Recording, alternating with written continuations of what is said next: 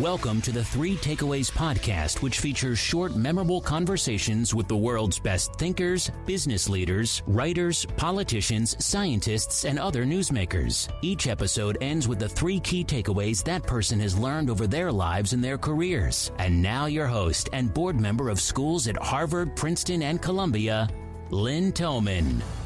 Hi, everyone. It's Lynn Thoman. Welcome to our top 10 takeaways of 2021. After each takeaway, I'll tell you who the Three Takeaways guest is. And if you're interested, you can find links to each episode in the top 10 takeaways of 2021 description. I bet you can't guess who the guest is before I tell you. Here we go. Teach yourself and your children a capacity for solitude. Think about if you don't teach your children to be alone, they'll only know how to be lonely. Create sacred spaces in your home where there are no devices, where you can just practice the quiet of solitude.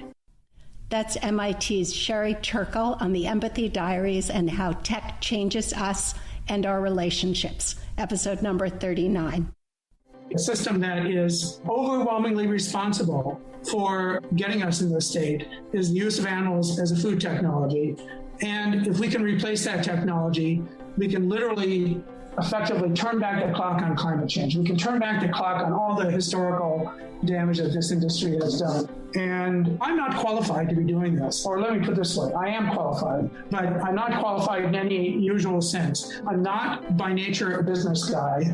I've literally never even balanced my checkbook. I have no interest in that kind of stuff. And I'm not interested in food, actually. I'm perfectly happy to eat delicious food, but I spend no time thinking about it. I've never taken a picture of food in my entire life. So why am I the CEO of a food company? The most important thing, which is that I realized that this problem needed to be solved. No one was solving, and I stepped up. And I think the take-home message there for people is, if there's a big problem that you care about, don't assume that someone else is solving it, because they probably aren't if you don't see it. The fact is, the thing that makes it your job is when you decide it's important enough for you to try to do something about it, because the biggest thing that stands in the way of these things getting done is just the initiative. That's founder of the Impossible Burger and Impossible Foods, Pat Brown, on solving the world's biggest problem and creating the Impossible Burger, episode 55. There's a beautiful piece of advice from Munger that's very simple again, and yet also quite profound, where he says, if you want a good partner, be a good partner. And he says, likewise, if you want a good spouse, be a good spouse. If you want a good friend, be a good friend. And so he talks, when I asked him about what made for a happy life, he immediately started talking about relationships. And he said, I've been a good partner to Warren, and Warren has been a marvelous partner to me. And I think that sense of compounding goodwill by treating the people around you kindly, by treating strangers kindly. You know, we're all deeply flawed and we mess up, especially when we're stressed and under pressure. But I think that to me is a fascinating model and a very provocative and hopeful model. And I see it as part of a more enlightened form of capitalism, where, as Munger would say, he doesn't see anything as a zero-sum game. For him, he wants everyone to win. And so he says, I'm not looking to squeeze suppliers, for example. I don't want to brutalize suppliers. And he's not looking to take advantage of his shareholders. He's looking to add value to them and to be honest with them. And so this, to me, is both a simple idea and a deeply profound and heartening idea of taking this more benevolent and hopeful and positive approach to building relationships by treating everyone in your ecosystem more kindly and more decently. William Green on how the world's greatest investors win in markets and life, number 40. I would say use humble enthusiasm with everything you do and always treat people, not like transactions. And remember that they're not bumps in the road, they are the road. And that for every success you see out there, there's 20 failures behind it. And it is part of the journey. So don't ever take it personally, but simply learn from it. They're like steps on a staircase versus rocks on your shoulders. Don't take it like a rock, take it like a staircase. That was a mistake. That's going to get you to another place, and you just learned something. So good job for surviving it. Entrepreneur Ellen Marie Bennett on Hard-Won Wisdom from an Entrepreneur, number 43. Lost trust can be regained. Most of us assume that trust is this fragile thing, and once it's done, game over, can't do anything about it. But because it's built by actions, it can be recovered by actions.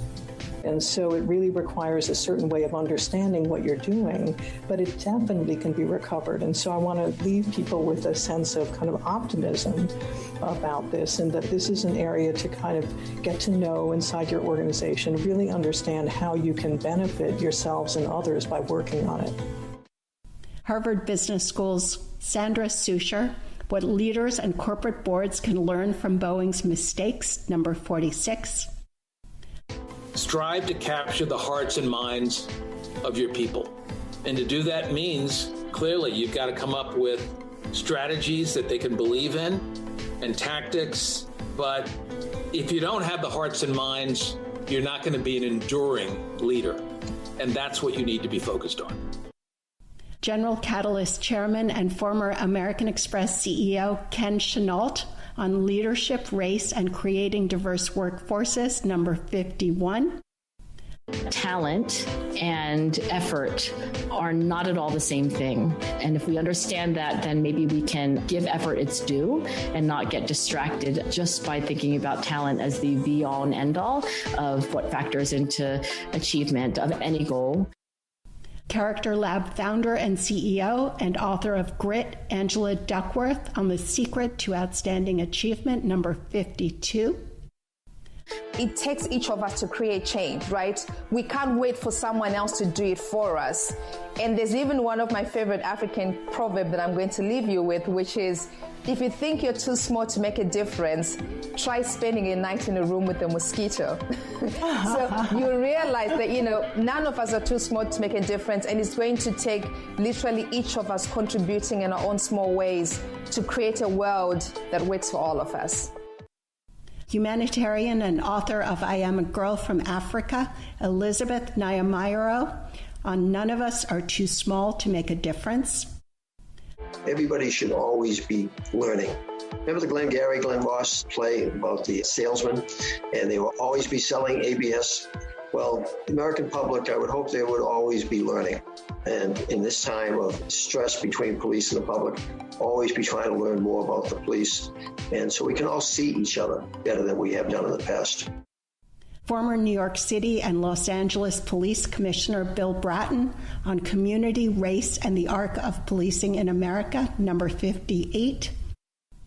An observation I've made over the past quarter decade working here, and candidly, I'm embarrassed to say I wish I realized it a lot earlier, and it's quite simply that attitude is everything. It's not only the story of each of us, but it is one that we write ourselves, and it is the key ingredient when it comes to building one's own character that other folks are most attuned to, and it's the one they're evaluating when they decide whether or not they want to invest in us or if they're really going to buy what we're selling.